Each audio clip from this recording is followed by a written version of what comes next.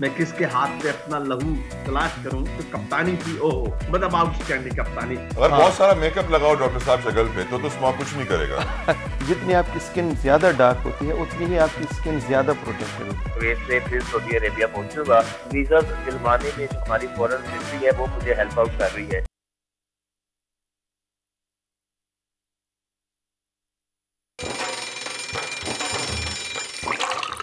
आजकल जिंदगी ही सुबह आउट ऑफ कंट्रोल है, दुनिया बोल है, तेरी दुनिया बोल है। बिस्मिल्लाहिर्रहमानिर्रहीम, अस्सलाम वालेकुम, सुबह खैर and a very good morning to all of you. और उम्मीद करते हैं कि आप सब खैरियत से होंगे, लॉन्ग मार्च से कंटिन्यूसली अपडेट होंगे। और जो लोग लॉन्ग मार्च में इस वक्त शरीक हैं उनको भी a very very good morning, क्योंकि ऑफ कोर्स वो इस वक्त सुबह सुबह उठ चुके होंगे, नाश्ते की तैयारियों में होंगे, फिर आगे लॉन्ग मार्च के लिए रवा दवा होंगे।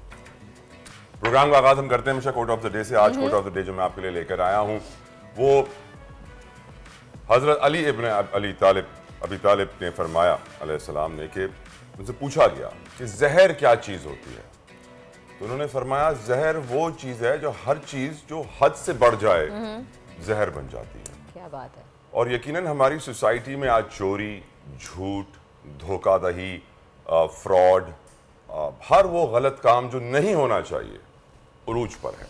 शायद यही वजह है कि आज इस लॉन्ग मार्च का पाकिस्तानियों को हिस्सा बनने का शौक इसलिए है कि वो चाहते हैं कि मुल्क तब्दील हो, वो चाहते हैं मुल्क से बुराई ख़त्म हो, वो चाहते हैं मुल्क से दो नंबरी ख़त्म हो, वो चाहते हैं कि हर बुराई का खात्मा। और यकीनन जब तक हम खुद अपने अंदर से सफाई नहीं करेंगे, अपने घर की सफाई नहीं करेंगे, ये मुल्क बदलेगा नहीं। होता यही है कि आप कहते हो कि मुल्क बदल जाए लेकिन अंदर से हमारी आदतें वही होती हैं। तो मिनहसल कौम हमें बदलना होगा, तभी मेरे ख्याल से इमरान खान साहब अपने टारगेट्स अचीव कर पाएंगे। वर्दा जी बिल्कुल, और हमारी दुआ है कि वो टारगेट्स अचीव कर पाएंगे। जिस जहर की आप बात करें तला, वो जहर हमारे मुल्क की जड़ों में फैल गया है, उसको ख़त्म करना बहुत ज़रूरी है। आगे नज़र डालते हैं आज के टॉप ट्रेंड्स पर। और इस वक्त सोशल मीडिया पे India versus Bangladesh top trend बना हुआ है, और इसमें कल से अब तक तकरीबन 1,60,000 से ज़ायद सारिफीन ट्वीट कर चुके हैं। और आपको हम कुछ ट्वीट्स हमारे पास भी हैं, हम आपको दिखाएंगे, क्योंकि जब इंडिया बांग्लादेश के साथ मैच जीता उसके बाद एक चीटिंग का जो है वो हैशटैग भी टॉप ट्रेंड हुआ है। तला यकीनन अब इंडिया, आप जानती हैं कि जब भी कोई ऐसी सिचुएशन आती है जिसमें पाकिस्तान को किसी तरह नुकसान हो रहा हो तो फिर इंडिया हारने को भी तैयार हो जाता है। इस तरह हारा था पिछला मैच और फिर कहा गया था कि चीटिंग हुई है और फिर सब मिली भगत है। तो यकीनन इंडियन प्लेयर्स बहुत diplomatic, Indian team, Indian cricket board बहुत सियासी है, और आप जानती हैं कि उनका कितना अमल दखल ICC में है, एशियन क्रिकेट काउंसिल में है। पाकिस्तान नहीं आना चाहते, वो एशिया कप खेलने के लिए अगले साल मना कर चुके हैं। तो ऑफकोर्स वो अपनी ताकत का इस्तेमाल करते हुए जहां जहां रूल्स को बेंड कर सकते हैं, मनूवर कर सकते हैं, चीटिंग कर सकते हैं, करते हैं। लेकिन तलहा मैं यहाँ पे एक बात कहूँगी, I agree with you, 100% agree with you कि इंडिया ऐसा कर रहा है, लेकिन इसमें गलती हमारी भी है। दूसरों पे उंगली उठाने से पहले मैं कहूँगी कि हमें हमारी टीम को भी देख लेना चाहिए कि किस कगार पे लाके उन्होंने खड़ा कर दिया। कि बहुत ही अफसोस की बात है, हमारे कैप्टन साहब ने इतनी उनकी जो उनसे डिसीजंस नहीं लिए गए, वो डर रहे थे, उनकी कप्तानी जो है वो अच्छी तरीके से नहीं साबित हो सकी, जिसकी वजह से आज हमारी पाकिस्तानी टीम दूसरों के रहमो करम पे है कि इंडिया हार जाएगा तो ऐसा होगा, इंडिया जीत जाएगा तो शायद हम T20 में आ जाए। लेकिन मुझे नहीं लग रहा था कि अब हम T20 का पार्ट बन सकते हैं। पार्ट बन जाएंगे, जीतेंगे नहीं। हाँ पार्ट बन जाएंगे। नहीं, हम मुझे अच्छा पार्ट बन जाएंगे, एक दो पार्ट बन जाएंगे। गाड़ी के पार्ट्स होते हैं ना, पीछे का बम्पर, आगे का बम्पर, ये वाला टायर, स्टेपनी, स्पेयर व्हील, बन जाएंगे कोई ना कोई।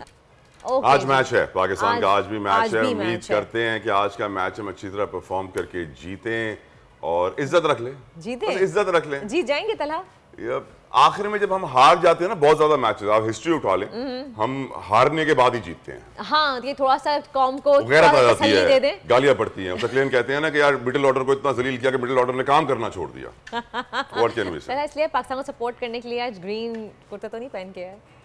ग्रीन तो मैं ऑफ कोर्स इश्क के मदीना में पहनता हूँ, अल्हम्दुलिल्लाह, आका सल्लल्लाहु अलैहि वसल्लम के इश्क में ज्यादा पहनता हूँ। लेकिन अल्लाह करे पाकिस्तान जीते। टॉप स्टोरीज पर नजर डालते हैं। आज़ादी मार्च तहरीक में तब्दील, कप्तान का इस्लामाबाद जाकर भी ना रुकने का ऐलान, 10 माह तक तहरीक चलाने का ऐलान कर दिया। मुल्क से बाहर भी पाकिस्तानी कप्तान की कॉल पर लब्बैक कह रहे हैं। बांग्लादेश की हार के बाद T20 वर्ल्ड कप में कौमी टीम का सफर लगभग तमाम। पाकिस्तान जनूबी अफ्रीका के खिलाफ रस्मी मैच आज खेलेगा। शाहीनों के लिए इज्जत बचाने का आखिरी मौका है। हज के लिए मक्का मुकर्रमा का पैदल सफर। उकाड़ा से निकले उस्मान अरशद कोयटा पहुंच गए। बाहिम्मत नौजवान आज हमारे मेहमान होंगे। और कराची में भी स्मॉग के डेरे, शहरी मुज़िर असरात से बचने के लिए कौन सी एहतियाती तदाबीर अपनाएं, बताएंगे हम आपको आज के प्रोग्राम में। जी स्मॉग है कराची में वर्दा? जी बिल्कुल। ये आपको लेट नाइट नजर आता होगा यकीनन।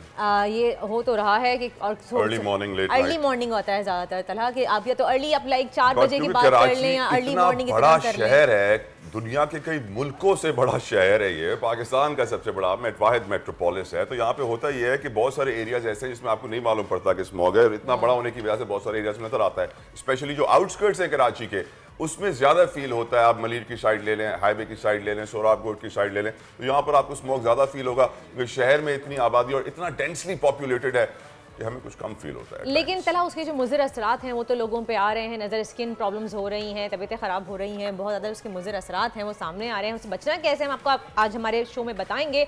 लेकिन फ़िलहाल सुबह उठते ही सबसे पहला ख्याल जो जहन में आता है आजकल के वो हकीकी आज़ादी मार्च का 7वां रोज़ है और कल रात तो लॉन्ग मार्च का काफ़िला राहवाली से घग्गड़ मंडी की तरफ जो है वो पहुँचा था और शुरा ने रात घग्गड़ मंडी में ही क़याम किया था। अब सुबह नाश्ते की तैयारी हो रही होगी ऑफ कोर्स और फिर उसके बाद वो वहाँ से आगे निकलेंगे।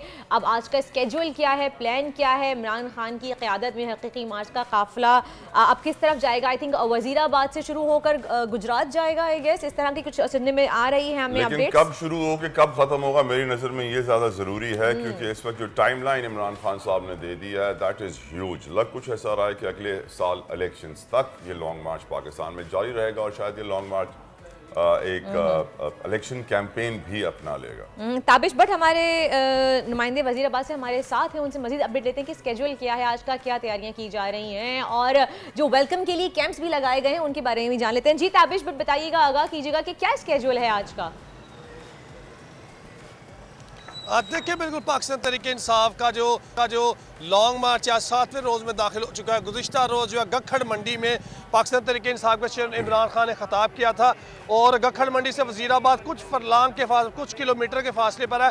तो आज वज़ीराबाद से जो है बाकायदा जिसका आगाज़ किया जाएगा। आज 3 जगह जो है पाकिस्तान तहरीक इंसाफ के चेयरमैन इमरान खान खिताब करेंगे। सबसे पहले वज़ीराबाद चौक, उसके बाद मौलाना ज़फ़र अली खान चौक और तीसरा जो है कचियारी मरजा का खिताब होगा और अगला रोज़ जो है वो गुजरात से लाला मूसा की तरफ जो है मार्च गामजन होगा। अभी जो है पाकिस्तान तहरीक इंसाफ के कारकुन जो है नाश्ता करने के बाद जो है अब तैयार हो चुके हैं। पाकिस्तान तहरीक इंसाफ के चेयरमैन इमरान खान जो है 12 से 1 बजे तक जमान पर लाहौर से निकलेंगे और वज़ीराबाद पहुंचेंगे। तो आज 1 बजे का टाइम दिया गया कि उसके बाद जो आगे निकले क्योंकि दिन की रोशनी में पाकिस्तान तहरीक इंसाफ के चेयरमैन इमरान खान जो है ज़्यादा सफ़र करते हैं। तो मेरे साथ कुछ बच्चे भी मौजूद हैं, उनसे बात करते हैं। बेटा मुझे बताएं किस एरिए से और सुबह सुबह क्या लेने आगे? ब्रेड और आपने बटर खाया भी? खान के लिए आए हैं, ब्रेड और बटर खाया है। ब्रेड और बटर तो खाया। क्या अभी आप मुझे कह रहे थे इम्पोर्टेड हुकूमत नामंजूर, ये किसने आपको बताया और हक और सच के साथ हैं? ये क्या किसने आपको ये चीज़ें बताई हैं? खान ने।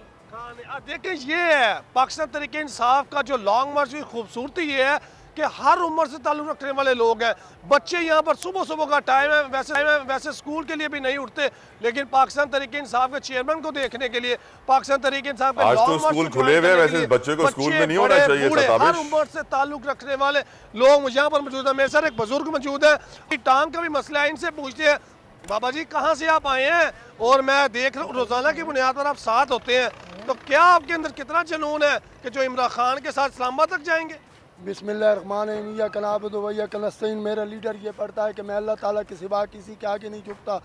मैंने उस वक्त से पार्टी ज्वाइन की है जब से इमरान खान ने ऐलान किया था। इमरान खान ने सिर्फ एक मियाँ वाली की सीट जीती थी, उस वक्त से मैं आ रहा हूँ। मैं मियाँ वाली से आया हूँ इस्लामाबाद, जब इमरान खान को इलेक्शन कमीशन ने नहल किया था, जो उनका पिट्ठू है, चमचा है उनका, उस वक्त से मैं आ रहा हूँ। मैं सीधा लाहौर गया हूँ, लाहौर से यहाँ तक आया हूँ और हम इमरान खान के साथ हैं। ये अपोर्ट हुकूमत हमें नामंजूर है, नामंजूर है, नामंजूर है। ये 13 जमातें और ये जो राणा सनाउल्लाह बैठा है ना वज़ीर दाखिला, इसको मैं चैलेंज करता हूँ कि वज़ीर दाखिला हम आ रहे हैं आपके पास। आप वज़ीर दाखिला नहीं हैं, आपको किसी ने बनाया है। हम आ रहे हैं, आपने पूरा इस्लामाबाद बिल्कुल पाकिस्तान तरीके इंसाफ के कारकुनों का इसी तरह जो वो जुनून है, उनका ये कहना है कि खान अगर बहुत बहुत एक माह भी शुक्रिया लगातार Tabish Bhatt, thank you so much. आप हमें अपडेट कर रहे थे स्केड्यूल से आज के और आवाम की सोच से कि वो कह रहे हैं इम्पोर्टेड हुकूमत ना मंजूर और इसीलिए लॉन्ग मार्च में वो खान के साथ निकले हैं और वो इस्लामाबाद की तरफ रवा दवा हैं। साबित हो रहा है तला कि अभी भी आवाम का जोश और वलवला कम नहीं हुआ है, मान नहीं पड़ा है, बल्कि वक्त के साथ साथ जैसे जैसे दिन गुजर रहे हैं मुझे लग रहा है उनका जोश और वलवला और मजीद बढ़ता जा रहा है। यकीनन इमरान खान साहब की जो कैंपेन है वो अपने टारगेट्स अचीव कर रही है और उनके वोटर्स में, उनके सपोर्टर्स में जो जोश है, जो उनकी मोटिवेशन है, मोराल है, वो बढ़ रहा है। ऑफकोर्स मोबिलाइजेशन लॉन्ग मार्च का ही एक मकसद था और वो होता हुआ नजर आ रहा है। और लेकिन बताएं आप जी नहीं तलहा मैं ये कह रही थी कल खान साहब ने एक और ऐलान किया कि अगर इस्लामाबाद पहुंचने के बाद भी उनको इलेक्शन की डेट ना मिली तो ये लॉन्ग मार्च 10 माह तक भी जा सकता है, जिसके बारे में हम अक्सर सवाल कर रहे थे अपने शो में कि आखिरकार होने क्या वाला है, क्योंकि हमें दिख रहा है कि हुकूमत नहीं चाह रही है कि वो इलेक्शन की तारीख अभी फौरी तौर पे दे, वो चाह रहे हैं कि अपने वक्त पे ही इलेक्शन होगा। दूसरी तरफ खान साहब ने जिस तरह से प्रेशर में लिया हुआ है गवर्नमेंट को, उसके बाद उनका ये ऐलान कि 10 महीने तक लॉन्ग मार्च कंटिन्यू भी रह सकता है, ये भी एक बहुत बड़ा सवालिया निशान है कि इस पे आगे क्या होगा। 10 महीने तक कंटिन्यू होने का मतलब यही है कि अगले साल अक्टूबर में शेड्यूल के मुताबिक इलेक्शन होंगे। तो he is hoping for the best, preparing for the worst कि अगर हुकूमत नहीं मानती है तो फिर हम अपना लॉन्ग मार्च जारी रखें। करना ये भी तो एक ये खान साहब के लिए I don't think is a big challenge, it's a small thing which you can easily achieve. PTI जानती है किस तरीके से मोबिलाइज करना है अपने वोटर और सपोर्टर को। अब हम बढ़ेंगे क्रिकेट की जानिब। क्रिकेट की बात करें तो हम हमारे साथ इकबाल बेग साहब मौजूद हैं, इकबाल जमील बेग साहब। इकबाल बेग साहब, thank you so very much for giving us your precious time. Cricket का जुनून, इन्ना लिल्लाहि व इन्ना इलैहि राजिऊन। इकबाल जमील साहब हमारे साथ हैं जी, क्या हाल है? दुआ इकबाल साहब, आप खैरियत से, तबीयत बखैर? मैंने कहा क्रिकेट का जुनून, इन्ना लिल्लाहि व इन्ना इलैहि राजिऊन।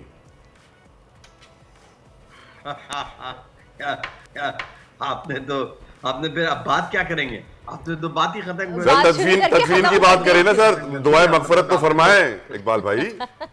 आपने तो मतलब दुआए मगफरत पढ़ ली। हाँ, बात बिल्कुल एब्सोल्युटली बिल्कुल सही है कि जो लास्ट मैच पाकिस्तान ने खेला उस वक्त से लेके और अब 2 मैच रह गए पाकिस्तान के और बड़ी पैथेटिक कंडीशन है। और ये अगर दोनों मैच जीत भी जाते हैं तो बड़े इफ एंड बट्स हैं, अगर आज पाकिस्तान साउथ की मजबूती में जिसने इंडिया को हराया और अगर आज साउथ अफ्रीका जीतती है तो वो तो क्वालिफाई कर जाएगी लास्ट 4 के लिए, अभी जबकि उनका एक मैच बाकी है। और जब हमारा पाकिस्तान जो है अब वो स्ट्रगल कर रहा है, मतलब इसको किसको मतलब कौन किससे आप पूछेंगे कि मतलब वो अगर आप जाके ये पूछें, अगर वो जैसे आपने शेर पढ़ा तो मैं भी ये शेर पढ़ देता हूँ कि मैं किसके हाथ पे अपना लहू तलाश करूं, तमाम शहर ने पहने हुए हैं दस्ताने, फखन अनफिट फखर को आपने खिला दिया।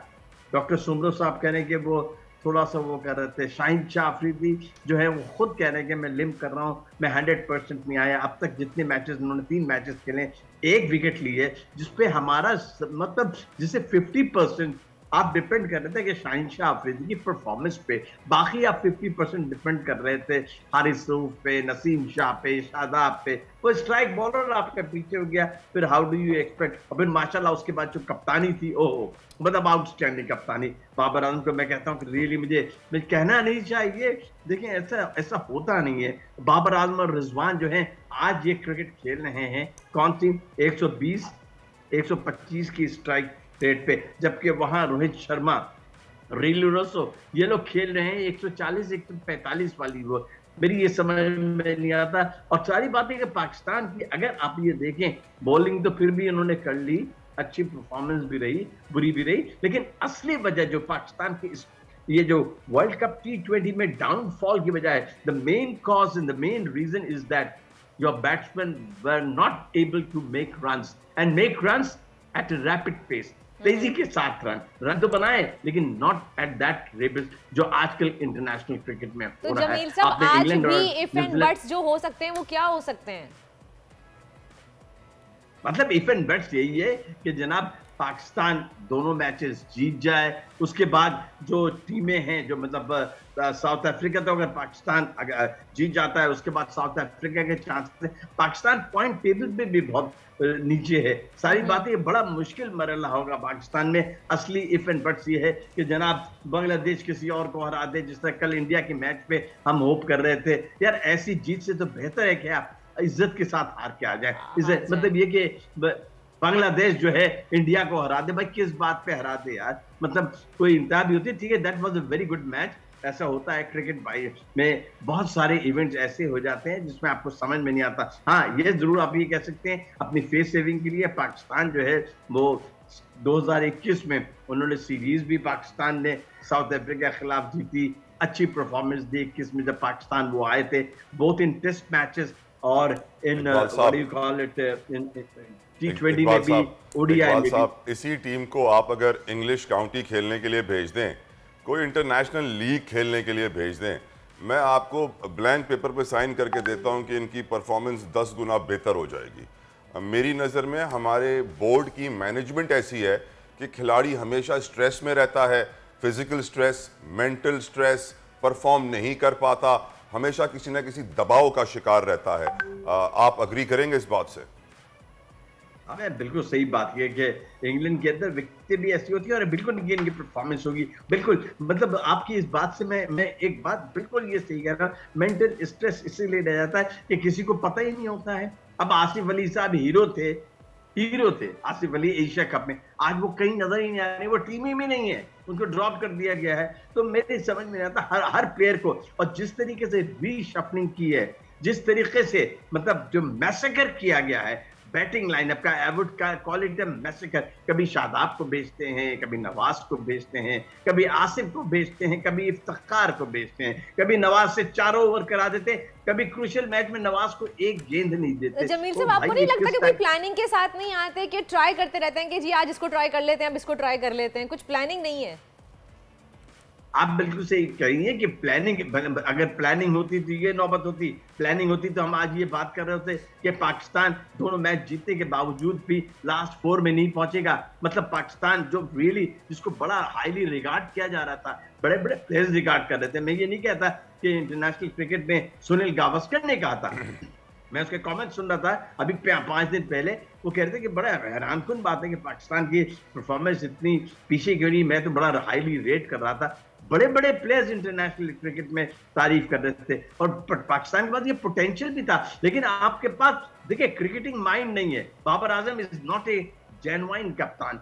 सारी बातें जेन्युइन कप्तानी के लिए बहुत सारी चीजें देनी होती हैं। आपसे जिद के अंदर सारी दुनिया कह रही है, शायद टीम मैनेजमेंट पे ये बात हुई है, लोगों ने भी ये बात की कि आप नंबर 4 पे आके खेलें, लेकिन वो तैयार नहीं है। नतीजा ये हुआ कि देखें एक अनफिट प्लेयर फखर जमान को खेल लिया और उसका करियर मतलब एग्रीवेट कर दिया उसकी इंजरी। अब मजीद पता नहीं कितने दिन वो इंटरनेशनल क्रिकेट से बाहर रहे। इसी तरह आपने शाहिन शाह अफरीदी को खिला दिया, जिस एक विकेट ली, उसकी अब परफॉर्मेंस क्या होती है, कब वो 100% फिट होता है, इट विल टेक टाइम। लेकिन बहरहाल आपने कर दिया, अब इसका खमियाजा भुगते, इसलिए कि भाई पैसे में बड़ी ताकत है, पैसे में बड़ी ताकत है। आपने क्या किया? आपने ये किया, मैं क्यों तला, मैं ये कहता हूँ कि पैसे, नेशनल स्टेडियम क्रिकेट का, नेशनल स्टेडियम कराची का नाम चेंज कर दिया है। पीसीबी जो है उन चीजों पे तवज्जो दी, नाम चेंज कर दिया, नेशनल बैंक ऑफ पाकिस्तान के साथ मुआहिदा किया और उसका नाम आपने चेंज कर दिया और कहा कि जनाब आइंदा से इसका नाम होगा नेशनल बैंक क्रिकेट एरिना। मतलब 55 साल के बाद इकबाल साहब पाकिस्तान में एवरीथिंग, इकबाल साहब पाकिस्तान में एवरीथिंग इज फॉर सेल। आप कुछ भी खरीदना चाहें, कायदे आजम जिंदाबाद कहिए और खरीदारी कीजिए। इंसान हो, दीन हो, ईमान हो, हर सब कुछ बिकता है। मेरा सवाल आपसे ये इकबाल साहब, एक अच्छा कमेंटेटर, एक अच्छा क्रिकेटर ज़रूरी नहीं है कि एक अच्छा मैनेजर, एक अच्छा लीडर भी बन सके, खासतौर पे ऐसा क्रिकेटर जिसको शायद कप्तानी भी ना मिली। हम खिलाड़ियों के ड्रॉप करने की बात कर रहे हैं इस वक्त, आपने पैसे की भी बड़ी अच्छी बात की। तो प्राइम मिनिस्टर और प्रेसिडेंट ऑफ पाकिस्तान के बाद सबसे ज़्यादा सरकारी पोजीशन जिसमें मुराद और पैसे मिलते हैं वो चेयरमैन पीसीबी की कुर्सी होती है। और रमीज़ राजा जो है, आपको लगता है कि जो कभी शायद टीम के कप्तान अच्छे नहीं बन सके, पीसीबी के चेयरमैन अच्छे बन जाएंगे? और अब तो उनकी परफॉर्मेंस सामने आ गई है, खिलाड़ियों की परफॉर्मेंस सामने आ गई है, तो दूध का दूध पानी का पानी हो चुका है। रमीज राजा कब चेंज होंगे? यार आपने बात बिल्कुल सही की। रमीज राजा कुछ अरसे के लिए कप्तान थे और मैं आपको बताऊं जब वो कप्तान बने थे उनका पीटीवी के लिए सबसे पहला, बल्कि मतलब ब्रॉडकास्ट टेलीविजन चैनल के सबसे पहला इंटरव्यू मैंने किया था नेशनल स्टेडियम कराची में। शाम के 4:30 बजे थे, ये नेट करके आ रहे थे, ये तैयार हो गए थे। उसी दिन बासित अली जो क्रिकेटर है उनके भाई की शादी थी, रात को डिनर पे भी हम शादी में मिले थे। ये उनके बड़ा अफसोस है। राशिद मेरे ख्याल में रमीज राजा वो 15-16 प्लेयर्स पैदा करने में नाकाम रहे कि जो कि इंटरनेशनल स्टैंडर्ड के होते हैं। I am very sorry to say, with due respect to everybody. उन्होंने दूसरी चीजों पे तवज्जो दे दी। उन्होंने जनाब ये कर दिया कि जमील साहब वक्त की कमी है हमारे पास, जल्दी से जमील साहब वक्त की कमी है हमारे पास, जल्दी से बताइएगा कि आज के मैच का क्या लग रहा है आपको, पाकिस्तान जीतेगा कि हारेगा?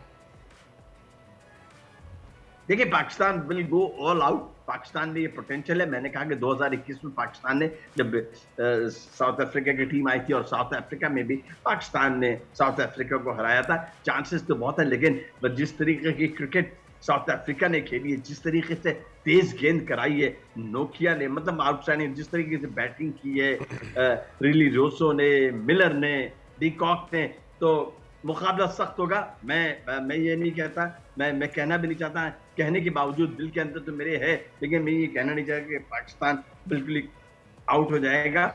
लेकिन साउथ अफ्रीका की टीम स्ट्रांग है, बहुत अच्छा खेली है, बहुत स्ट्रांग है, बहुत स्ट्रांग है। इस वक्त वो अगर पाकिस्तान को हराते हैं तो एक मैच बाकी रह जाएगा, उसके बावजूद वो क्वालिफाई कर जाएंगे। और वो एक प्लानिंग के साथ खेल रहे हैं, बहुत ही आउटस्टैंडिंग है। मार्क राम है उनके पास, बड़े अच्छे प्लेयर्स हैं उनके पास, और जिन्होंने इंटरनेशनल क्रिकेट में करके दिखाया है। हमारे साथ मसला ये है कि कप्तानी के साथ साथ आप ये देख लिए 8-10 ओवर हमारे जो ओपनर्स, जो बैट्समैन वो खेल जाते हैं, रिजवान साहब खेल जाते हैं, फिर बाबर खेल जाते हैं, फिर जो लोअर ऑर्डर, टॉप ऑर्डर, जो मिडिल ऑर्डर है वो बेचारी अंडर प्रेशर आ जाती है, और फिर हम और आप बैठ के उनको बुरा भला कहते हैं। बुरा भला इसलिए कहते हैं कि हमारा दिल चले करता है। सही है, thank you so much Iqbal Jameel साहब, बहुत बहुत शुक्रिया। वक्त की कमी है, लेकिन अब ये देखना होगा कि आज के मैच में होता क्या। फिर कल दोबारा हम आपको कनेक्ट करेंगे और फिर आपसे पूछेंगे कि आपकी राय क्या। इकबाल जमील साहब बहुत बहुत शुक्रिया। और इसी के साथ ही एक ब्रेक की जाने बढ़ते हैं, एक ब्रेक का वक्त हो गया, ब्रेक लेते हैं। पर आपने पता नहीं क्यों साउथ अफ्रीका के हारने की उम्मीदें लगा रहे हैं। ब्रेक लीजिए, पता नहीं क्यों।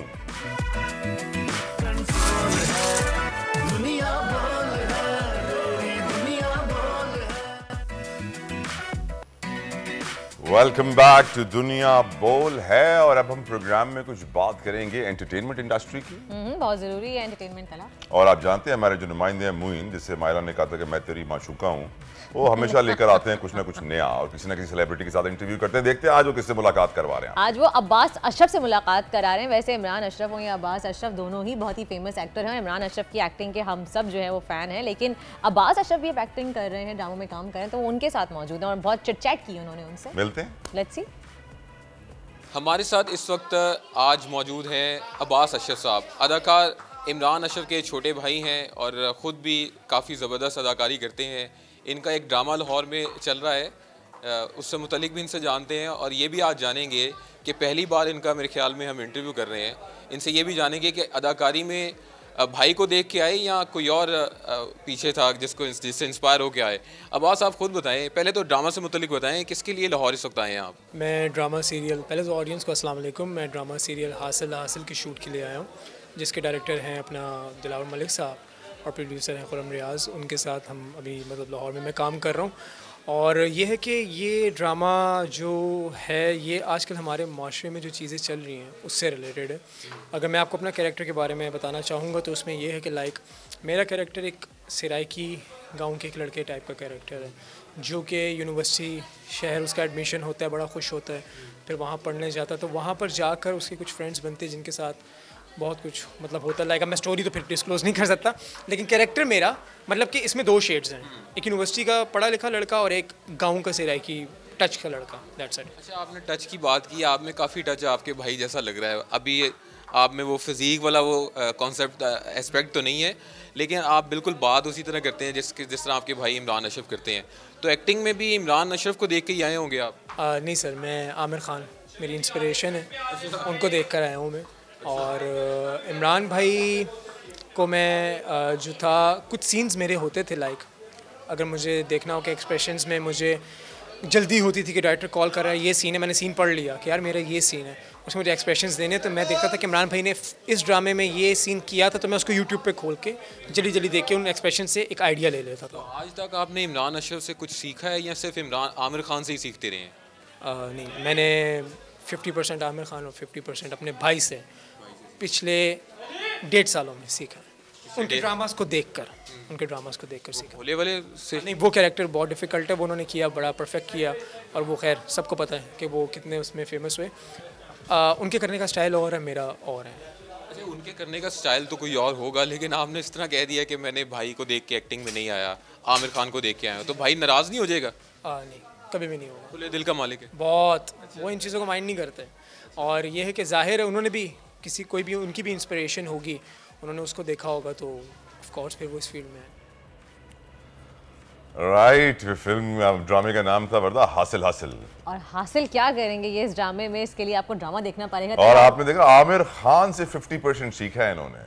क्या बात है, तला चले किसी से तो इंस्पायर हैं, और हमारे एक्टर उनके भाई भी खैर तो आप भी तो शाहरुख खान से इंस्पायर हैं, उनकी सालगिरह थी, हैप्पी बर्थडे तो बोल दें। मैंने उनको कर दिया था हैप्पी बर्थडे सोशल मीडिया पे, अपने प्रोग्राम में भी मेरी तरफ से शाहरुख खान को हैप्पी बर्थडे। तरह प्रोग्राम हमारा है, हमारी पूरी टीम की तरफ से शाहरुख खान को वेरी हैप्पी बर्थडे। टीम में से तो किसी ने नहीं बोला ना बोलने के लिए, मेरा दिल चाह रहा था तो मैंने बोला। रिप्रेजेंटेटिव है ना, कोई बात नहीं, तला दिल बड़ा रखे हैं, टीम के रिप्रेजेंटेटिव हम बन जाते हैं, कोई बात नहीं। आगे बढ़े। आपको कोई स्किन के प्रॉब्लम्स हो रहे हैं, मैंने सुना है आजकल बहुत। नहीं, अल्लाह ना करे तलहा कि आप मेरी स्किन के पीछे क्यों पड़े हुए तलहा, आपकी जेलसी की इंतहा है यार। इतना कुछ तो आप लोग लगा लेते हैं, कुछ भी हो स्किन पे नजर तो आना नहीं है। वो स्क्रीन के लिए हमारी चले मान लेते हैं, ओके नो प्रॉब्लम, इस टॉपिक को चेंज कर दें, चेंज कर दें इस टॉपिक को जल्दी से, क्योंकि देखिए मौसम चेंज होता है तो स्किन की डिजीजेस जो है वो बढ़ती चली जाती हैं, और ग़िज़ा के साथ साथ आजकल हमने जैसे आपको स्टार्ट में ही बताया कि कराची में स्मोक, पहले तो लाहौर में सुनते थे, लेकिन अब स्मोक की सूरत हाल कराची में भी हो गई है। अगर हम आउटर साइड पे देखें तो वहाँ पे हमें स्मोक बहुत ज़्यादा नज़र आती है। इनफैक्ट सेंटर सिटी में भी अगर आप रात के टाइम पे, सुबह के अर्ली मॉर्निंग के वक्त अगर आप छत पे जाएं या खुली जगह पे जाके देखें तो आपको स्मोक नज़र आती है, और उसकी वजह से काफ़ी सारी स्किन डिजीज़ बढ़ रही हैं, आई इन्फेक्शंस हो रहे हैं, आई प्रॉब्लम्स हो रही हैं, और बहुत सी एलर्जीज़ और मुख्तलिफ बीमारियाँ फैल रही हैं। लेकिन आज हमारे साथ एक बहुत ही बेहतरीन डर्मेटोलॉजिस्ट मौजूद हैं, उनसे जानेंगे कि कैसे इन स्किन डिजीज़ से बचा जा सकता है, उनका ट्रीटमेंट क्या हो सकता है, किस से हम इससे फ़ायदा उठा सकते हैं। तो हमारे साथ मौजूद है डर्मेटोलॉजिस्ट डॉक्टर अब्दुल कादिर साहब। अस्सलाम वालेकुम एंड वेलकम टू दुनिया बोले। डॉक्टर साहब बहुत बहुत शुक्रिया, thank you very much. Doctor साहब थोड़ा सा लाउड बोलिएगा और ये बताइएगा कि स्मोक की वजह से कौन कौन सी स्किन डिजीज़ फैल रही हैं। जी, पहले तो आपको बहुत शुक्रिया मुझे इनवाइट करने के लिए, और जैसे आपने फरमाया smoke is in fact the combination of two words, smoke और फॉग। तो स्मोक जब फॉग के साथ मिल जाता है स्मोक बन जाता है। फॉग इन इटसेल्फ चूँकि थोड़ा सा सर्दी के मौसम में होता है, और सर्दी में जब हम नॉर्मली ह्यूमन बीइंग्स सीबम कम क्रिएट करता है, कम पैदा करता है, पसीना कम आता है सर्दी में, तो पसीने का नेचुरल काम है जिस्म को गीला रखना, ऑयली रखना। तो जब पसीना कम होगा आपका जिस्म ऑयली नहीं रहेगा, ड्राई रहेगा, और उसके ऊपर फिर जब स्मोक आ जाता है, मतलब जले हुए कार्बन के पार्टिकल्स आ जाते हैं, तो स्किन में जिस्म के तो सारे मसले हो सकते हैं। जैसे आंखों से शुरू कीजिए, आंखों में जलन हो सकती है, आंखों में ये है कि टीयर्स आ सकते हैं, फिर नाक में स्नीजिंग हो सकती है। तो स्किन में ज़्यादातर स्मोक की वजह से 2-3 चीज़ें होती हैं। एक तो हम बोलते हैं कॉन्टैक्ट डर्मेटाइटिस या एलर्जी, कि आपको ड्राइनेस की वजह से ख़ारिश हो जाती है, और दूसरा ये है कि स्किन थोड़ी सी, ज़ाहिर बात है जब स्मोक इज़ इनफैक्ट जिस्म को मैला करता है, तो वो मैल जब स्किन के साथ लगता है तो स्किन डार्क हो जाती है। तो इसका बेहतरीन हल ये है कि बंदा स्मोक से अपने आप को अवॉइड करे। कैसे बचाएं? अगर बहुत सारा मेकअप लगाओ डॉक्टर साहब शक्ल पे तो स्मोक कुछ नहीं करेगा। आई एम श्योर प्रोटेक्शन भी है मेकअप में। यस, देखो मेकअप जो है ना, it is a double sword. मैं तारीफ कर रहा हूं मेकअप की, वरना आप दिल को ना लें। नहीं, मैं दिल पे नहीं, बिल्कुल नहीं। Makeup is in fact a double edge sword, दो धारी तलवार है, कि अगर तो आपकी स्किन सही है तो फिर तो आपको ये डेफिनेटली प्रोटेक्शन देता है, लेकिन अगर आपको आपकी स्किन को मेकअप की वजह से एलर्जी है, कॉन्टैक्ट डर्मेटाइटिस है, तो फिर वो मतलब आपको साइड इफ़ेक्ट भी डबल होते हैं। तो अदरवाइज मेकअप जो है, अगर it is a quality makeup, it is good for the protection of skin. जैसे हम अमूमन ये सनस्क्रीन लगाते हैं, तो उसमें यह है कि आपको अल्ट्रा वायलेट रेडिएशन से प्रोटेक्शन होती है। या बाकी भी बहुत सी चीज़ें ऐसी हैं, मट्टी वगैरह वो डायरेक्ट आपके स्किन को कांटेक्ट नहीं करती। जब आप घर आ जाते हैं तो आप स्किन धो लीजिए, तो you are absolutely protected. Doctor साहब आजकल काफ़ी सारी फाउंडेशंस हैं, बीबी क्रीम्स आ गई हैं जिसमें SPF 30, 40, 50 सब मेंशन किया हुआ होता है। जी। तो क्या वो आपके फेस को अल्ट्रा वायलेट रेज से सेफ भी कर रही होती हैं और पोल्यूशन से ही बचा रही होती हैं? देखिए ये प्रोटेक्शन जो है ना, ये सन रेडिएशन में जितनी आपकी स्किन ज़्यादा डार्क होती है उतनी ही आपकी स्किन ज़्यादा प्रोटेक्टेड होती है। अब अमूमन लोग हमारे मुआशरे में ज़्यादातर प्रेफर करते हैं फेयर स्किन को, लेकिन डर्मेटोलॉजी में स्किन में जितनी आपकी स्किन ज़्यादा डार्क हो उतनी ही ज़्यादा प्रोटेक्टेड होते हैं। अच्छा। गोरे लोगों को, मतलब यूरोप में अगर एक बंदा नॉर्मली 70 या 80 ईयर्स तक पहुंचता है तो तकरीबन स्किन कैंसर 70-80% बढ़ जाता है। हमारी तरफ या अफ्रीकन कॉन्टिनेंट में स्किन कैंसर बहुत ही कम है, और इसकी बेसिक वजह यह है कि आपकी स्किन में जो स्किन को काला डार्क कलर देता है, जिसको हम मेलानिन बोलते हैं, वो ज़्यादा होता है डार्क स्किन में, और मेलानिन आपको प्रोटेक्ट करता है सन रेडिएशन से। सन के अंदर जो हार्मफुल रेज होती हैं, तो आपको स्किन का या झुर्रियाँ कम होती हैं। जितने टैन कलर लोग होते हैं उनको स्किन में झुर्रियाँ भी कम पड़ती हैं, और दूसरी बात है कि उनको स्किन के प्रॉब्लम्स भी बहुत कम होते हैं। डॉक्टर साहब सारे स्किन के प्रॉब्लम्स जो हैं वो हम शहर में जो लोग रहते हैं ना तनहा उन्हीं को ज़्यादा होते हैं, क्योंकि इतनी एयर पोल्यूशन होती है, तो आपकी वो स्किन पे भी बहुत असर करती है कि आपकी स्किन सैग हो जाती है, आपके डार्क सर्कल्स हो जाते हैं, आपके रिंकल्स पड़ जाते हैं। और ये सारे प्रॉब्लम्स गिलगित बल्तिस्तान के लोगों को नहीं होते। वजह ये है कि वहाँ पर पोल्यूशन नहीं है, वहाँ पर खूबसूरती है, वहाँ पर हुकूमत है, वहाँ पर कानून है, वहाँ पर निज़ाम है, वहाँ पर चोरी नहीं है, ठगी नहीं है, 2 नंबरी नहीं है। बड़ा खूबसूरत है गिलगित बल्तिस्तान। वर्दा बोल की मैनेजमेंट ने फैसला किया कि हम जो है अगला महीना जो है पूरा जो है हुंजा से प्रोग्राम करेंगे। मैं तैयार हूँ तलहा, मुझे कोई प्रॉब्लम नहीं है। और तो बच्चों का नाश्ता कौन बनाएगा वर्दा? मैं बच्चों को साथ लेके चली जाऊंगी, इतनी खूबसूरत जगह है, इतनी फ्रेशनेस। आप काम आपके पास जिम्मेदारी आप कराची से कीजिएगा, मैं हुंजा से कर दूं। क्यों तलहा, हम दोनों साथ ही शो करते हैं, हम साथ करेंगे। मुझे कोई तकलीफ नहीं होगी, आप इतना मेरे आराम का ध्यान ना रखें तलहा, कोई बात नहीं, मैं वहाँ आपको भी नाश्ता बना के दूंगी, कोई मसला नहीं है। आगे बढ़ रहे हैं प्रोड्यूसर साहब जो है ना, उनको बात अच्छी नहीं लग रही है। हाँ नहीं, हम आगे बढ़े, उनको टाइम मैनेजमेंट करनी है, टाइम पूरा करना है। हमारे पास एक और सेगमेंट भी मौजूद है जिसमें हम आपको मिलवाएंगे एक पाकिस्तान के ऐसे नौजवान जिनका नाम है उस्मान अरशद, और वो पंजाब के शहर ओकाड़ा से सफ़र कर रहे हैं पैदल, क्योंकि उनकी ख्वाहिश थी कि वो पैदल सफ़र करके मक्का मुकरमा पहुँचे। माशाल्लाह। और ये कितनी बड़ी बात है तलहा, हमने अक्सर सुना है कि मोटर बाइक पे लोग जाते हैं। लेकिन मैं सोच रहा हूँ कि ग्रीन पासपोर्ट में से कहाँ का एंट्री मिलेगी? अभी तक तो अराइवल पे तो एंट्री नहीं मिलेगी, उसको वीज़ा पहले से लेना होगा। उस्मान हमारे साथ इस वक्त मौजूद हैं जी, अभी तक वो बलूचिस्तान में हैं शायद। दुनिया बोल है, thank you so very much, आपने हमें ज्वाइन किया, अपना कीमती वक्त निकाला। उस्मान, पहले तो ये ख्वाहिश कैसे पैदा हुई और कौन कौन से मुल्कों से आप गुजरेंगे? आपके सारे ट्रैवल डॉक्यूमेंट, सफरी दस्तावेजात मुकम्मल है? अच्छा, मुझे शुरू से ही जो है वो पैदल चलने का बड़ा शौक है और ट्रैवलिंग का भी मुझे बहुत ज़्यादा शौक है। इसीलिए मैंने लास्ट ईयर ओकाड़ा से पाकिस्तान चाइना बॉर्डर तक भी पैदल सफ़र किया था, और उसके बाद ही फिर मैंने जो है वो पैदल हज की नियत की और इस पर वर्किंग शुरू की। क्योंकि पैदल जाते हुए आप बहुत सारी चीज़ें देखते हैं, आप रब की कुदरत देखते हैं, रब के नज़ारे देखते हैं। मैं समझता हूँ कि पैदल जब आप सफ़र करते हैं ज़्यादा नहीं तो कुछ ना कुछ आप रब के जो है वो करीब होते चले जाते हैं। और इस सफ़र में मैं पाकिस्तान से ईरान से इराक से कुवैत और कुवैत से फिर सऊदी अरेबिया पहुँचूंगा।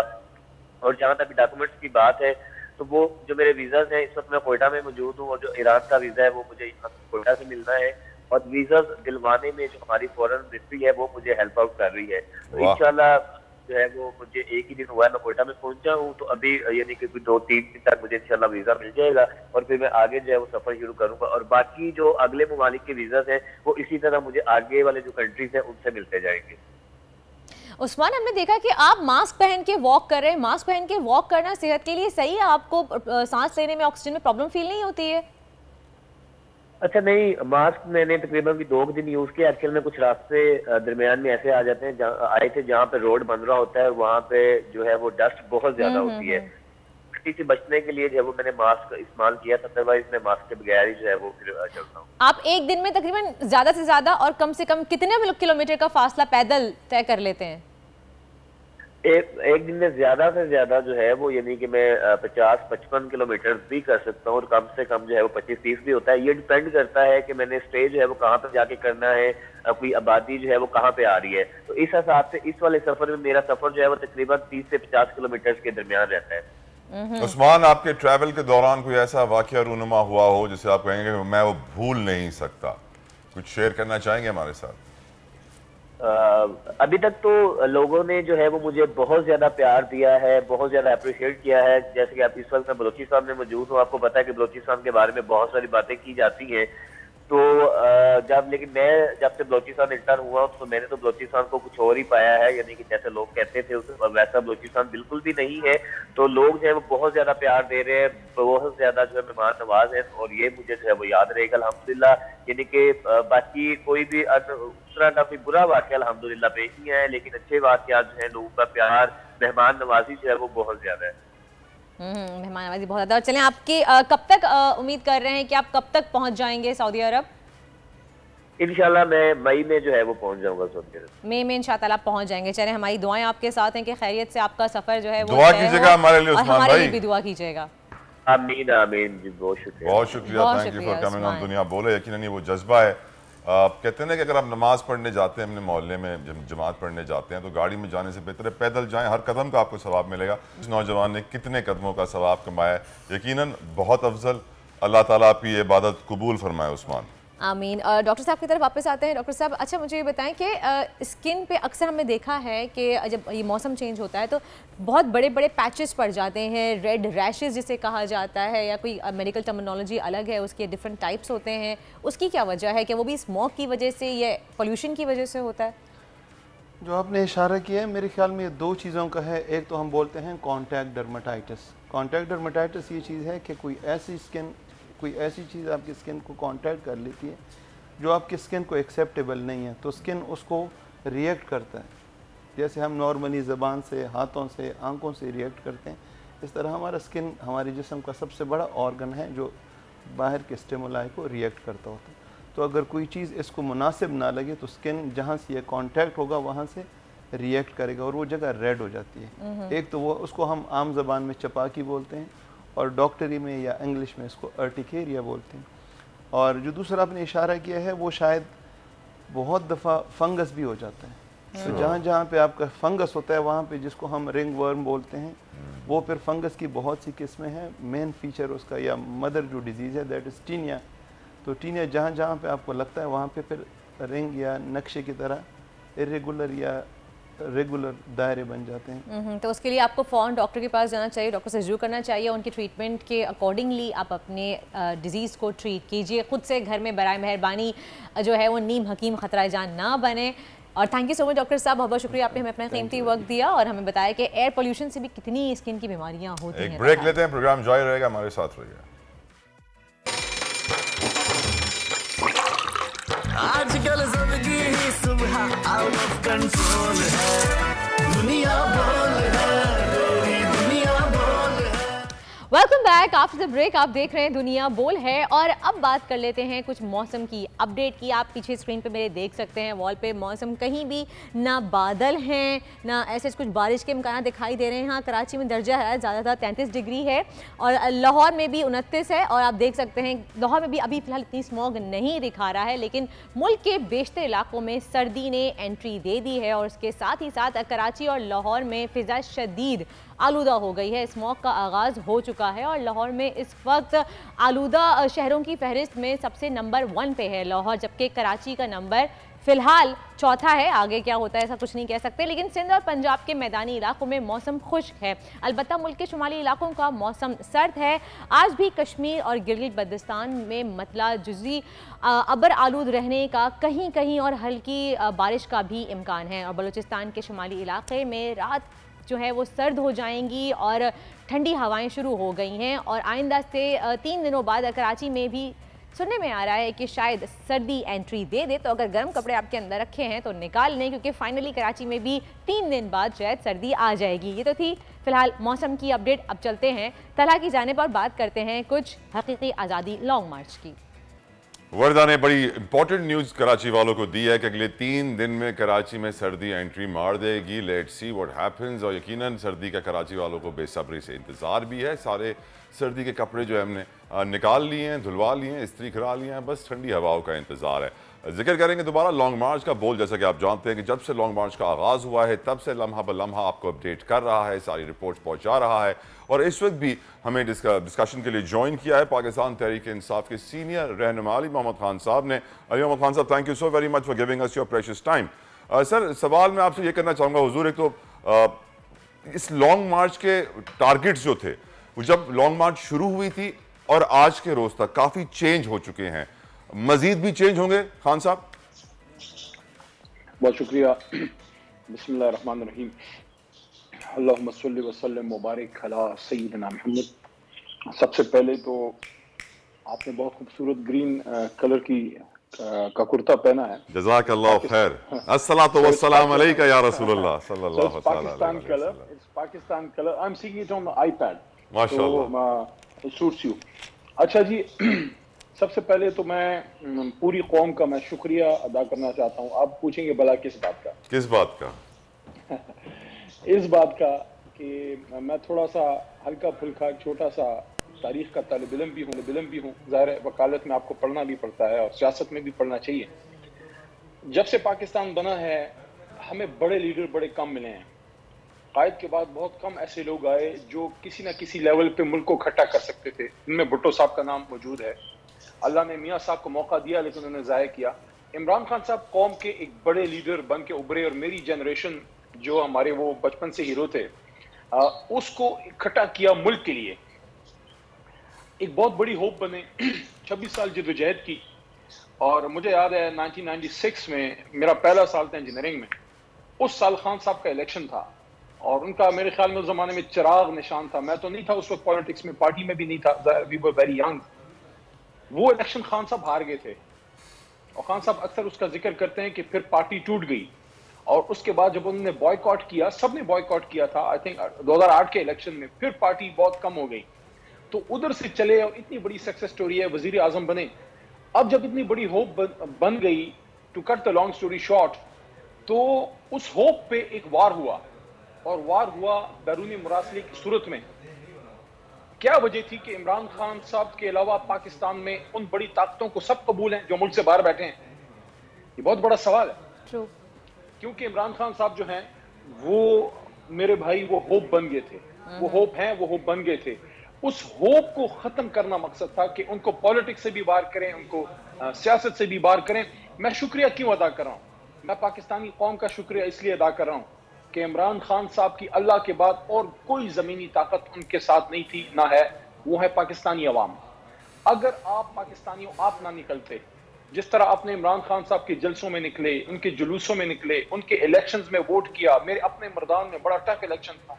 10-12 जमातों के खिलाफ हम खड़े थे। फिर लाहौर हम पूरा जीते, पूरा हम पंजाब का इलेक्शन जीते। कराची में इमरान खान साहब इलेक्शन से पहले जलसा भी नहीं करने गए थे, वो भी अल्हम्दुलिल्लाह जीते। तो मैं पाकिस्तानियों को ये कहना चाहता हूँ कि ये आप इमरान खान साहब के साथ नहीं, अपने आप के साथ खड़े हैं, क्योंकि लीडर बड़ी मुश्किल से पैदा होता है। आप जब खड़े हुए हैं तो ये होप दोबारा बनी है। इंशाल्लाह ये हम अपने टारगेट को अचीव करेंगे। एक आज़ाद इलेक्शन होगा, शफाफ, और आप पाकिस्तानी आप वोट करेंगे जिसको आप चाहते हैं। वो बंद कमरों में फैसले अब नहीं होंगे, वो इंशाल्लाह दिन की रोशनी में बैलेट बॉक्स में होंगे। आपने कहा कि क्या गोल चेंज हो रहे हैं? नहीं, गोल तो चेंज नहीं है। हाँ, तरीक़ेकार चेंज हो सकता है, रास्ता चेंज हो सकता है। इमरान खान साहब पहले इस यानी कि कल जुमे के दिन हमने पहुंचना था, हम खैबर पख्तूनख्वा वालों ने, हम इंतजार में हैं कि कब खान साहब हमें कॉल दें। अब उसमें 11 तारीख आ गई है क्योंकि अब उधर थोड़ा और एक्सटेंड कर रहे हैं। तो ये खान साहब अपनी स्ट्रेटजी तो चेंज कर सकते हैं, गोल वही है। गोल क्या है? एक आज़ाद शफाफ इलेक्शन, और ताकि पाकिस्तान आगे बढ़े और ये सारी इल्जाम तराशियां खत्म हो और ये चीना जब्ती और लड़ाई खत्म हो। सब अपना अपना काम करें, सियासतदान अपना काम करें, एस्टैब्लिशमेंट जो है उन पे भी गैर जरूरी इल्जामात ना लगें और पाकिस्तान आगे बढ़े। सही। लेकिन अली साहब, कल खान साहब ने जो ऐलान किया है कि अगर इलेक्शन का जल्दी डेट नहीं दी जाती है तो ये लॉन्ग मार्च 10 माह तक भी जा सकता है और 10 माह बाद तो वैसे भी इलेक्शन होने ही हैं। तो ये थोड़ी सी कंफ्यूजिंग बात हो गई है कि अगर ऑलरेडी यानी कि क्या खान साहब एक्सेप्ट कर चुके हैं ये बात कि जी लॉन्ग मार्च के जरिए इतना गवर्नमेंट प्रेशर में नहीं आई है कि वो नए इलेक्शन की जल्द तारीख दे दे, तो 10 माह तक ये लॉन्ग मार्च चलेगा और 10 माह बाद तो वैसे ही इलेक्शन हो जाने, तो फिर इतनी लॉन्ग मार्च करने का फायदा क्या हुआ? काश आप इमरान खान साहब को कभी खेलते हुए देखती, और ज़ाहिर पॉलिटिकल स्ट्रगल तो आपने उनकी देखी है। बिल्कुल। इमरान खान साहब की पूरी जिंदगी और उनकी पॉलिटिकल स्ट्रगल प्लस उनकी क्रिकेट की स्ट्रगल प्लस जिस तरह मुश्किलों में उन्होंने शौकत खानम बनाया और जितनी मुश्किल से वो अभी तक अल्लाह के करम से सरवाइव किया है पाकिस्तानी पॉलिटिक्स में, वो एक बात पे मुतकाजी है, एक बात उससे निकल के सामने आती है, वो ये है कि स्टेमिना उनमें बड़ा है, स्टेमिना उनमें बड़ा है। वो आपको वो थकाने की सलाहियत रखते हैं, वो आखिरी हद तक जा सकते हैं, जहां से लोगों की लिमिट खत्म होती है वहां से इमरान खान साहब के स्टेमिना की लिमिट स्टार्ट होती है। तो सबने तो राइट ऑफ कर दिया था। 9 अप्रैल की रात क्या हुआ था जब प्रिजन वैन्स बाहर आ गई थी सही। और इमरान खान साहब एक गाड़ी उठा के चले गए थे, तो उसके बाद तो सब डब्बा पैक था लोगों के ख्याल में। वो अल्लाह के फैसले और थे। तो ये जो 10 महीने की बात इमरान खान साहब ने की है वो इसलिए नहीं की क्योंकि 10 महीने हम सिर्फ धरना देंगे। मकसद उनका ये है कि हम अपने स्ट्रगल में 10 महीने तक भी इंशाल्लाह, वो तो 10 महीने कह रहे हैं और 26 साल से लगे हुए हैं, 10 महीने क्या चीज है। बहरहाल इंशाल्लाह ये लॉन्ग मार्च अपना टारगेट अचीव करेगा और जल्दी आपको खुशखबरी मिलेगी बगैर किसी तसादुम के इंशाल्लाह, और पुरअमन मार्च के जरिए और एक सियासी तहरीक के जरिए एक नए इलेक्शन की डेट जो होपफुली अर्ली नेक्स्ट ईयर होगा, क्योंकि अभी 2-3 महीने में तो नहीं हो सकता, कम से कम 2-1 महीने तो चाहिए। तो अर्ली नेक्स्ट ईयर होपफुली इंशाल्लाह 2023 का जो इलेक्शन है उसमें पाकिस्तानी कौम एक बार फिर जाएगी। मैं पाकिस्तानियों को ये जरूर कहना चाहूंगा, जब आप वोट डालें ये जरूर जहन में रखें कि आपके लिए मुश्किल में कौन खड़ा था जिसने बैनुल-अक़वामी इस्तेमार के सामने एब्सोल्युटली नॉट कहा था। एक बंदा था, बाकी तो सारे खिलाफ थे। सर अली मोहम्मद खान साहब, एक बड़ा मैं क्योंकि जब मैंने अपनी सहाफ़त का करियर आगाज़ किया तो मैंने इकोनॉमी और इकोनॉमी बिजनेस का स्टूडेंट भी रहा, कॉमर्स का स्टूडेंट भी रहा। हमारे मुल्क की खान साहब जो फॉर्मल इकोनॉमी है दैट्स अबाउट $400 बिलियन। जो हमारी इनफॉर्मल इकोनॉमी है, मेरी रिपोर्टिंग, मेरी रिसर्च, मेरे सर्वे के मुताबिक उससे 5 गुना बढ़ी है, that is $2 trillion, 2000 Arab dollar. ये वो कारोबार है सर जो कागजों में नहीं आता, जो टैक्स चोरी करता है, जो स्मगलिंग के थ्रू होता है, जो रेती बजरी का कारोबार है, बहुत बड़ा कारोबार है। खान साहब इस कारोबार को, इस गैर कानूनी कारोबार को कानूनी बनाना चाहते थे। जब आप 2000 अरब डॉलर का बिजनेस बंद करने जाएंगे ना सर, तो फिर वो आपको बंद करने के लिए उतने हजारों अरब डॉलर खर्च भी कर देंगे। साथ साथ सर एक सिंध में हमारी बड़ी पॉलिटिकल फैमिली के मेरे दोस्त हैं, वो कहते हैं कि तला पाकिस्तान के लोग 90% चोर और ठग हैं, यहां लीडर भी चोर और ठग आएगा, इमरान खान जैसा नहीं आएगा। क्या कहेंगे सर आप इस पर? मेरे भाई, कल मैं पेशावर था और एक बात आपके सामने रखना चाहता हूं। आप कहेंगे पेशावर कहां से आ गया? पेशावर से निकलते हुए सूबाई असेंबली के साथ एक ब्रिज आता है, उस पे लिखा है पाकिस्तान जिंदाबाद, और उसके राइट पे लिखा हुआ है, पेशावरी मेरी बात समझ रहे हैं जो मैं कह रहा हूं, ऊपर लिखा हुआ है पाकिस्तान एक नूर है और नूर को कोई शिकस्त नहीं है। जो क़ायद-ए-आज़म ने फरमाया था ना कि there is no power on earth which can undo Pakistan, it is going to stay for इंशाल्लाह till the day of eternity. तो ये पाकिस्तानी कौम गैरतमंद कौम है और अल्लाह के करम से गुलाम रसूल है सारे, और वो कभी भी नहीं हो सकता कि हुजूर नबी करीम सल्लल्लाहु अलैहि वसल्लम के गुलाम जो हैं वो सारे के सारे गलत रास्ते पे हों। हाँ, कुछ अरसे तक उनको दबाया जरूर जा सकता है, बाकी ये मुल्क हमारा है, इसके इदारे हमारे हैं, इसकी फौज हमारी है, हमने मिलके इसको आगे लेके जाना है। ये जो आपने बात की ना कि गलत लोग, मैं कहता हूं जो आपने ये जो इकोनॉमी की बात की वो तो सिर्फ एक फैक्टर है। सबसे बड़ी बात मैं आपको बताऊं, मैं कहता हूं जो सबसे बड़ा काम है वो मेरी जमात और मेरा चेयरमैन कर गया है, और वो ये है कि हमारी जनरेशन, आई एम 46 नाउ, हम लोग जब बड़े हो रहे थे, हमारे लड़के जो यंग थे वो पाकिस्तान से बाहर तो रोजगार के लिए सब जाते हैं, लेकिन वो एक तरह से पाकिस्तान से मायूसी थी, पाकिस्तानी सियासत से मायूसी थी। ऐसी एक कॉन्सेप्ट था कि ये मुल्क पता नहीं हम लोग तो नहीं, कोई और ही चलाएगा। हम जैसे मिडिल क्लास ये जो हैं, हम मिडिल क्लास जो प्रोफेशनल्स हैं, हम हवाई जहाज उड़ा सकते हैं, हम F-16 के GDP पायलट बन सकते हैं, वी कैन टॉप CSS, हम अच्छे इंजीनियर डॉक्टर बन सकते हैं, हम टॉप के बैरिस्टर बन सकते हैं, लेकिन सियासत का दरवाजा हम पे बंद था कि नहीं इक़्तिदार की वानों में नहीं आना। ये जो दरवाजा खोला है मिडिल क्लास के लड़के और लड़की पे पाकिस्तान की सियासत का, आप क्या समझते हैं? आप क्या समझते हैं? मैं बसद एहतराम कह रहा हूँ अपोजिशन की, उस वक्त की अपोजिशन की और आज की जो इम्पोर्टेड हुकूमत है उनकी लीडरशिप से बसद एहतराम, इल्ला माशाल्लाह है, अच्छे लोग भी होंगे, लेकिन क्या वहां जो वडेरे, वहां जो सरदार, वहां जो नवाब, वहां जो बड़े बड़े खान खवानीन, जो बड़े बड़े अपने आप को जो दुनियावी जो उलमा कहते हैं, उलमा हक की बात नहीं कर रहा, वो मेरे जैसे मिडिल क्लास के लोगों को बड़ी बड़ी मिनिस्ट्री में बर्दाश्त कर सकते हैं कि हम उनके सामने खड़े होकर तहरीक पाकिस्तान की बात करें और करप्शन की बात करें और इमरान खान साहब उनको कहें कि मैं किसी करप्ट आदमी से, लोग कहते हैं ना कि इमरान खान हाथ क्यों नहीं मिलाता, देखें हाथ तो दुश्मन से भी मिलाया जाता है, लेकिन उन्होंने बात क्या की, खान साहब ने कहा कि एक आदमी मुल्क को लूटता है। मैं ये नहीं कह रहा कि सियासत में बात ना करें, होनी चाहिए बात, लेकिन वो आपको बता रहे हैं अपना इनर कि यार एक आदमी मेरे मुल्क को लूट रहा है, मेरा मुल्क मेरी माँ है, मेरी माँ को कोई लूट रहा है, मैं उसके साथ हंस मुस्कुरा के मैं बैठूं सारा ठीक है, मैं बात करूंगा मामलात को निपटाने के लिए, निभाने के लिए, लेकिन अंदर एक तकलीफ का इजहार तो होना चाहिए कि यार ये मेरा मुल्क आज जिस तकलीफ में है, आप जाएं, अब अभी शाम को आप जाएं पाकिस्तान की किसी भी जो है आप छोटे बड़े कस्बे में, शहर में चले जाएं, ये रोडों पे जो पड़े हुए, ये रोडों पे जो रात गुजारते हैं, अगर पाकिस्तान का पैसा इस मुल्क पे लगता, अगर पाकिस्तान से बाहर जाके लोग बड़ी बड़ी प्रॉपर्टियां ना बनाते हराम की, इस मुल्क को ना लूटा जाता, ये एक एक बच्चा, ये एक एक बच्ची हमारी नहीं, ये इन पे स्पेंडिंग ना होती, इनका हक नहीं है। ये जो हीरोइन की जो पड़े हैं रोडों पे, ये पाकिस्तानी नहीं है। Who is going to think for them? इस आदमी ने उनके लिए जो है मुसाफिर खाने बनाए, अब ये जाके उन्होंने बंद किया है। लोग कहते हैं क्या एक आदमी जिसकी जमीन पे एक छोटी सी छत नहीं है, जो अपना घर बार बाजबड़ और ममंद और सिंध और बलोचिस्तान से छोड़ के कराची, लाहौर या इस्लामाबाद में रोजी रोटी कमाने के लिए कुदाल मारने आया है, जिसकी दिन की कमाई 500-600 रुपए है, उसको जब आप एक इज्जत वाली जगह दे देते हैं जहां वो रात गुजारता है, जहां वो वजू करता है सुबह, जहां उसको इज्जत के खाने मिलते हैं, ये वो सोच सकता है जिसके दिल में दर्द हो।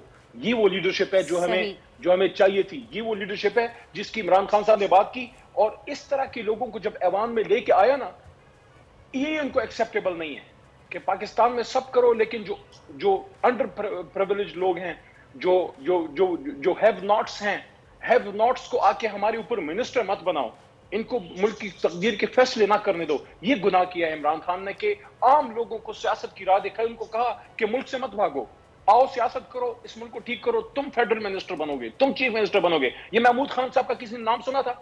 ये बुजदार पे सब बड़ी बात करते हैं, किसी ने आम आदमी को बैठा के बड़े बड़े ओहदों पे बैठे। ये हमारे जो हैं अपना जो गवर्नर खैबर पख्तूनख्वा शाह फरमान, ये जो हमारे सिंध के गवर्नर हैं, इन लोगों को कभी आम कोई जमात जो है अपना एमपी का टिकट ना देती, आम लोगों को इमरान खान साहब ने गवर्नर बना दिया, उनको सदर मुमलिकत एक एजुकेटेड आदमी को बनवा दिया। ये वो तब्दीली है कि आम आदमी को एम्पावर करने की जंग है इमरान खान की। स्टेटस को की कमर टूटती है जब गरीब का, हारी का, किसान का बेटा जो है, गरीब का बेटा जब उसके ऊपर बैठ के वजीर बन के फैसले करता है अदल के साथ। अल्लाह और उसका महबूब सल्लल्लाहु तआला अलैहि वसल्लम आपसे और हम सब से राजी रहें। बहुत बहुत शुक्रिया अली मोहम्मद खान साहब, आपने अपना कीमती वक्त हमें दिया। लेकिन at the same time Khan साहब, लोग पीटीआई पर ये तनकीद भी करते हैं कि जो नैब के थ्रू केसेस बनाए गए करप्शन के, हुकूमत ने आके नैब को पैक कर दिया, केसेस तो दूर की बात है। तो यकीनन वी नीड ए चेंज, तब्दीली का वक्त है, जल्द इस बुराई से जान छूटे, इस करप्शन की, इस चोरी की, इस 2 नंबरी की, इस झूठ की, इस फ्रॉड की। रुख करते हैं अब लॉन्ग मार्च के वहाँ की क्या सूरत हाल है। हमारे नुमाइंदे जाफर बिन यार और ताबिश भट्ट वहाँ पे इस वक्त हमारे साथ मौजूद हैं, तो उनसे लेते हैं कि इस वक्त फिलहाल स्केड्यूल क्या है, कैसी तैयारियाँ चल रही हैं, क्या अपडेट है, कब तक लॉन्ग मार्च स्टार्ट की जाएगी। जी जाफर बिन यार, अपडेट कीजिएगा, बताइएगा। जी बिल्कुल, पाकिस्तान तहरीक-ए-इंसाफ का जो लॉन्ग मार्च है वो 7वें रोज़ में दाखिल हो चुका है। और आज इस वक्त मैं वज़ीराबाद में मौजूद हूँ, मैं कचहरी चौक में मौजूद हूँ वज़ीराबाद के, और यहाँ पाकिस्तान तहरीक-ए-इंसाफ के चेयरमैन इमरान खान जो है अपना खिताब करेंगे। आज वज़ीराबाद में 2 खिताब होंगे, एक ज़फ़र अली चौक पर और एक जो है कचहरी चौक पर। कचहरी चौक पे आज इख्तिताम पजीर हो जाएगा। कल यही जो है लॉन्ग मार्च का काफिला है, ये वज़ीराबाद से शुरू होकर आगे गुजरात की तरफ अपने रवां दवा होगा। पाकिस्तान तहरीक-ए-इंसाफ के कारकुनान की बहुत बड़ी तादाद जीटी रोड पर जमा हो चुकी है, जिस तरह हम गुज़श्ता रोज़ देखते आए हैं। और आज ये तवक्को ज़ाहिर की जा रही है कि जो है वज़ीराबाद में भी बहुत बड़ी तादाद में पाकिस्तान तहरीक-ए-इंसाफ के कारकुनान पहुँचेंगे।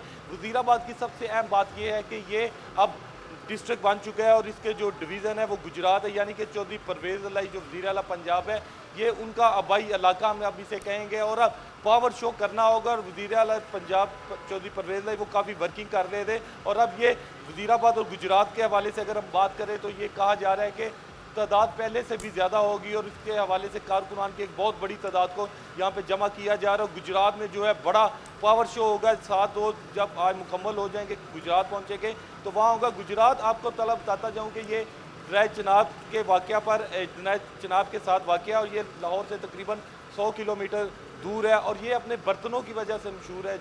वज़ीराबाद के जो बर्तन है पूरी दुनिया में मशहूर है, और लोग यहाँ से मंगवाते हैं। वज़ीराबाद के खाने हैं वो बड़े मशहूर हैं, और इस हवाले से वज़ीराबाद के जो अब क्योंकि डिस्ट्रिक्ट बन चुका है और इसमें जो है इंतजाम जो है वो पहले से बेहतर किए जा रहे हैं। और आज जो PTI का पावर शो होगा वज़ीराबाद से शुरू होगा, वज़ीराबाद पे ही इख्तिताम पजीर हो जाएगा। जी राइट, ताबिश भट्ट आप बताइए इस वक्त वहाँ पर क्या सूरत हाल है आपके पास?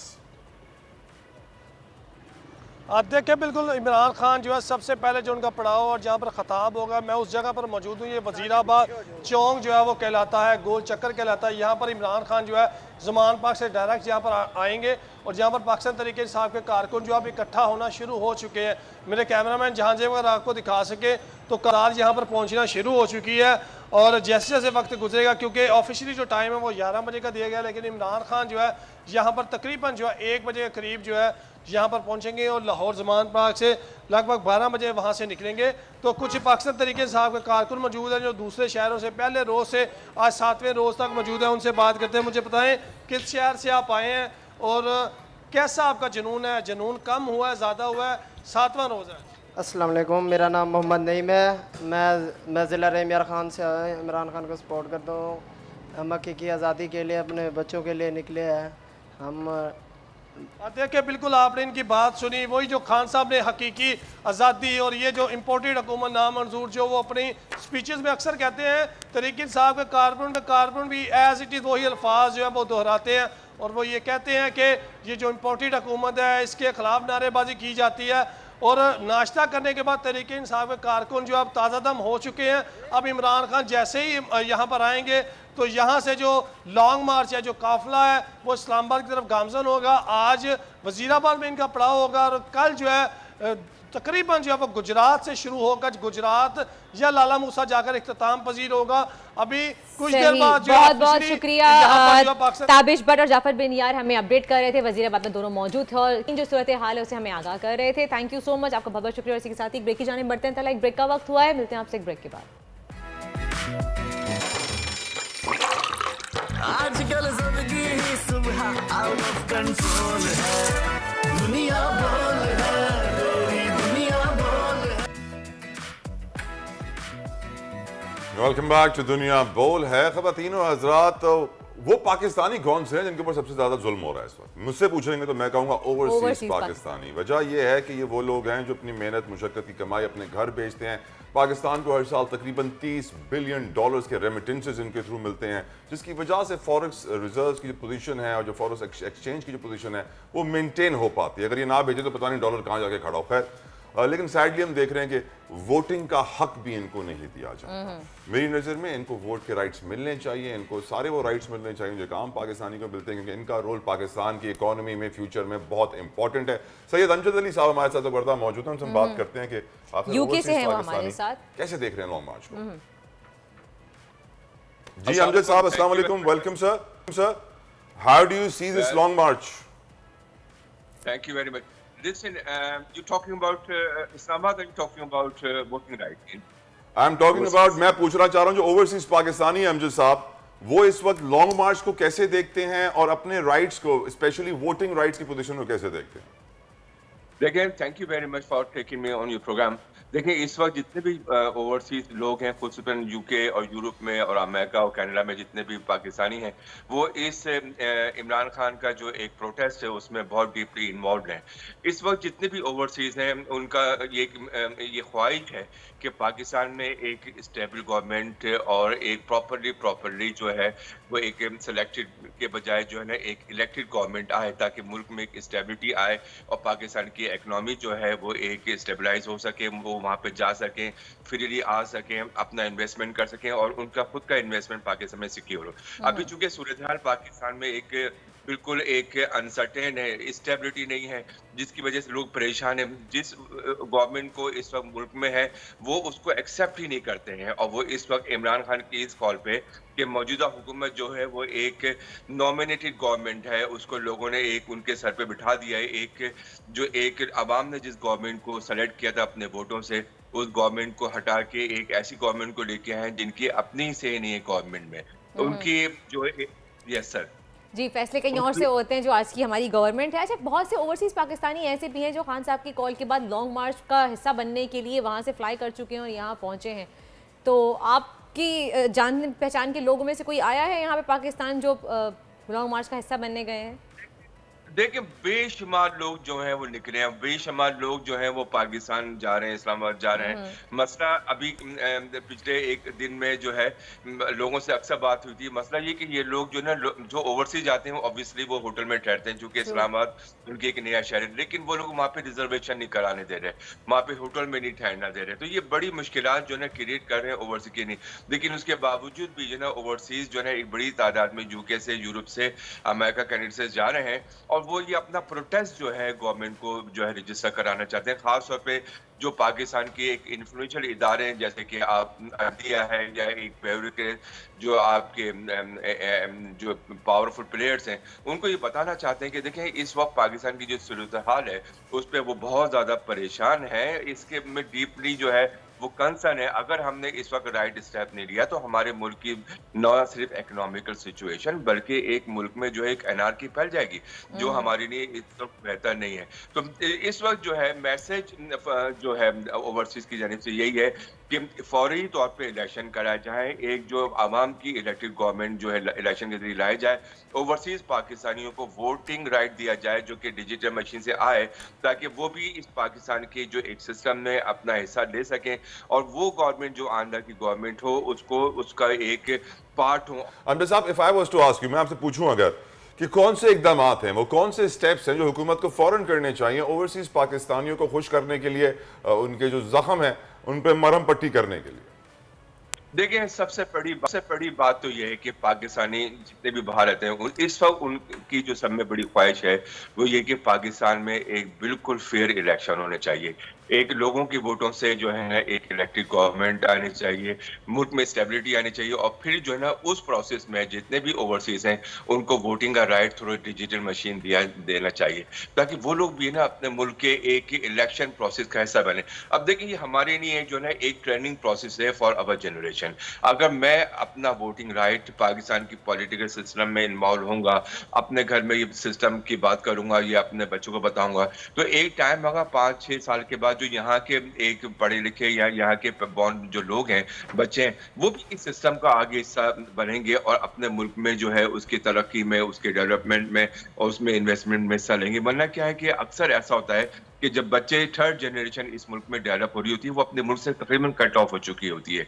तो ना सिर्फ ये कि हमें वोटिंग राइट दिया जाए, ये इस वक्त पाकिस्तान के लिए भी जो है बहुत अच्छा है। देखिए, यहाँ के जो जितने भी जो यंग जनरेशन ना सिर्फ वो स्पोर्ट में बहुत ज़्यादा है, बिजनेस में बहुत ज़्यादा है, इस वक्त उनमें पॉलिटिकल अवेयरनेस है, यहाँ के पॉलिटिकल सिस्टम में हिस्सा लेते हैं। तो वो क्रीम जो यहाँ पे एक बढ़ रही है, पैदा हो रही है या ट्रेन हो रही है, उसको आप पाकिस्तानी सिस्टम का हिस्सा उसी वक्त बनाएंगे जब उसकी फैमिली को आप पाकिस्तान के एक पॉलिटिकल सिस्टम में जब आप उनकी फैमिली मेंबर को पाकिस्तान का हिस्सा बनाएंगे तभी वो जनरेशन भी नई पाकिस्तान को अपना मुल्क समझेगी, अपना वतन समझेगी और उसमें पार्ट लेगी। जब इलेक्शन का ही एक सिलसिला खत्म हो जाएगा, तरह उनसे वोटिंग का हक छीन लिया जाएगा, तो किस बेसिस पे उनमें हुब्बुल वतनी आएगी। बहुत बहुत शुक्रिया आपका सैयद अली अमजद साहब हमारे साथ मौजूद थे यूके से। कराची में ऐसी एक्सपेक्टेशंस आ गई हैं, मैं आपको बता चुकी हूँ, आप लेट हैं तलहा। मसला ये भाई, अभी तो रोड बने हैं, अभी तो खड्डे सही हुए हैं, दोबारा खुल जाए भाई, बारिश नहीं, अभी सही नहीं, बारिश नहीं हो भाई, बारिश नहीं हो, हम अफोर्ड नहीं कर सकते और बारिश।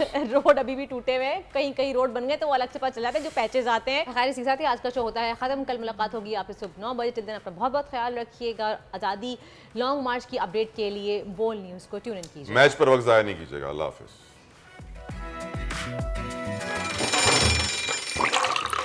आजकल जिंदगी ही सुबह आउट ऑफ कंट्रोल है, दुनिया बोल है, दुनिया बोल है।